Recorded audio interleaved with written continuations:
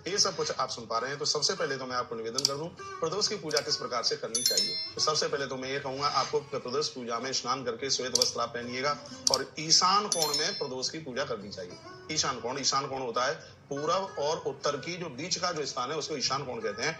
ईशान कोण की तरफ मुख करके इस पूजा को आप करते हैं तो इस पूजा का महात्म्य अपने आप में बहुत ज्यादा है। और ये आप सबको पता है कि जन्म पत्री के प्रतिकूलता ग्रहों को अनुकूलता में बदल देने वाला ये प्रदोष का ये पूजन है। माता सती के साथ भगवान महादेव का जब विवाह हुआ तो इस तिथि को वरदान मिला है और उसी को हम आज प्रदोष पूजा के नाम से जानते हैं। प्रदोष व्रत में पूजा के लिए कुछ खास मुहूर्तों को भी बताया गया है, जो मैंने इंस्टाग्राम पर भी डाला है।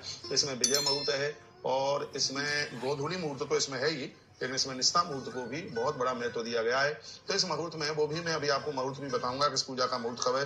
पूजा में से परिवार के साथ में और भी देवी देवताओं को पूजा जाता है, जैसे नंदी है, माता पार्वती है और भगवान कार्तिकेय हैं और श्री गणेश है। इनका पूजन प्रदोष पूजा में होना ही चाहिए। व्रत रखने वालों को पवित्र होकर के स्नान करके पूजा में जल, फूल, पत्तियां, इन चीजों को वो अवश्य में जरूर रखे। अब के बाद भौम प्रदोष है। भौम प्रदोष की भी महिमा में आपको निवेदन करूंगा और मैं कहूंगा कि घर के मंदिर में आप संध्या के समय में जब पूजा करते हैं तब गौ घृत का दीपक जरूर जला करके रखिए, तो इसकी महिमा और ज्यादा हो जाएगी। दिन में आप भगवान शंकर के मंदिर में जाइए, एक लोटा जल चढ़ा करके आइएगा, इससे भी आपका प्रदोष बड़ा अद्भुत हो जाएगा। और घी के दिए से अंत में आरती उतारना, लोगों को प्रसाद बांटना ना भूलें और इस पूरी पूजा में आप ओम नमः शिवाय का आप जप करें। अब आ जाइए कौन से दिन प्रदोष पड़ने की वजह से उसकी कौन सी महिमा है। तो सोमवार के दिन प्रदोष पड़ता है, इससे मानसिक शांति बढ़ती है और इष्ट का दर्शन होता है। मंगलवार को प्रदोष पड़ता है तो इससे कर्ज की मुक्ति होती है और मंगल दोष क्षीण हो जाता है। जो कुंडली जिनकी मांगलिक है तो वह अपना प्रभाव नहीं दिखाता। तो यदि मंगलवार को प्रदोष में यदि पूजा की जाए, बुधवार को प्रदोष पड़ने से बच्चे माता पिता के परम आज्ञाकारी होते हैं, उनके भक्त होते हैं और राजनीतिक क्षेत्र में उन्हें बहुत सफलता मिलती है।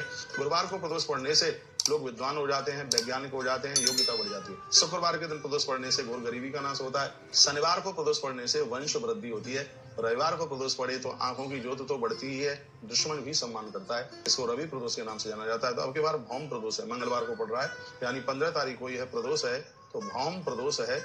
और मंगलवार के दिन यदि प्रदोष पड़ता है तो दो चीजों का दान जरूर करें। एक है मसूर की दाल का दान, एक किसी तांबे के पात्र का दान करें। इससे ऋण मुक्ति हो जाएगी, इससे कर्ज मुक्ति हो जाएगी। तो इसकी बहुत बड़ी महिमा है।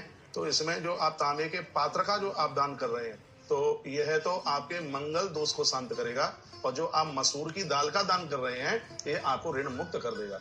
तो ये दो चीजों का दान मंगलवार के दिन प्रदोष पड़ता है, तो उस दिन इसको करने से ये इसकी इतनी बड़ी ये महिमा है। तो अब के बार भौम प्रदोष है, मंगलवार को प्रदोष पड़ रहा है। भगवान करे महादेव आप ऋण मुक्त हो, आपके ऊपर कोई कर्जा ना हो और आपकी जन्म पत्री के प्रतिकूल ग्रह अनुकूलता में बदले। ईश्वर के चरणों में हमारी ऐसी प्रार्थना है, आप विद्वान बने, आनंद की अनुभूति हो। तो मैं ये कहना चाहूंगा, तो प्रदोष पूजा का समय क्या है। प्रदोष पूजा के टाइमिंग्स हैं और मैं हर बार प्रदोष पूजा में टाइम इसलिए बताता हूँ।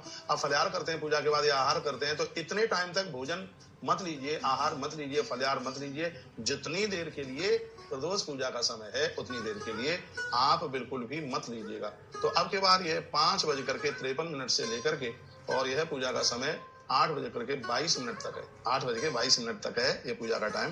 5:53, 52.5 है लगभग, तो 53 ही मान लो।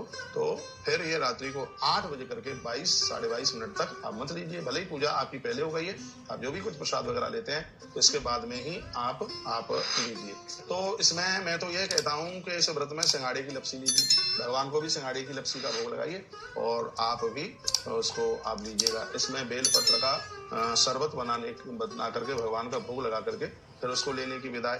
यदि आप अन्न नहीं लेते हैं तो फिर ये नहीं, यदि आप अन्न लेते हैं तो गन्ने के रस में चावल पकाकर, जिसको रसखीर बोलते हैं, इसको भगवान महादेव का भोग लगा करके उसको आप प्रसाद में लीजिए। मैंने बहुत प्रदोष का व्रत किया तो मैं अन्न वगैरह कुछ लेता नहीं।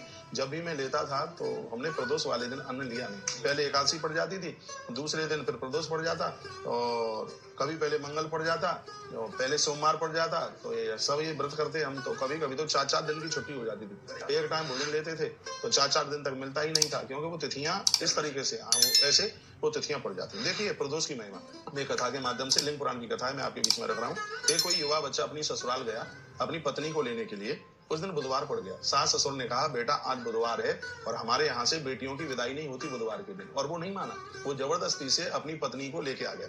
रास्ते में दोपहर का समय था, एक पेड़ के नीचे दोनों के दोनों बैठे। हुआ ये कि एक सांप ने आकर के उसका दंशन कर लिया, तत्काल मुंह में से झाग निकला, उसकी मृत्यु हो गई। अब उसकी पत्नी बड़ी बड़ी जोर से रो रही थी। पंडित जी ये कथा इतनी अद्भुत है और प्रदोष काल में इस कथा को सुनने से भगवान शंकर की पूजा का कई गुना महत्व बढ़ जाता है। इसलिए कई बार ये वीडियो में भक्तों के पास तक ये मैं भेजा हूं, तो यह हुआ कि उसकी मृत्यु हो गई। अब वो बड़ी डकरा रही थी, रो रही थी। इतने में एक महात्मा आ गए, उनका नाम था जयगी सभ्य, उन महात्मा का नाम था। तो महात्मा चल के आए, उन्होंने देखा कि उसका पति मरा पड़ा हुआ है और वो बड़ी जोर से रुदन कर रही है। उन्होंने कहा, बेटा तू रोए मत, भगवान महादेव की कृपा से सब ठीक हो जाएगा, कल का प्रदोष है। तो बोले महात्मा जी तू पूरा दिन निराहार रहना और मैं तुझे प्रदोष की कथा सुनाऊंगा। और देखे वो सामने बेल के पेड़ के नीचे वो मंदिर है, उसमें मैं तेरे लिए मैं पूजा करूंगा।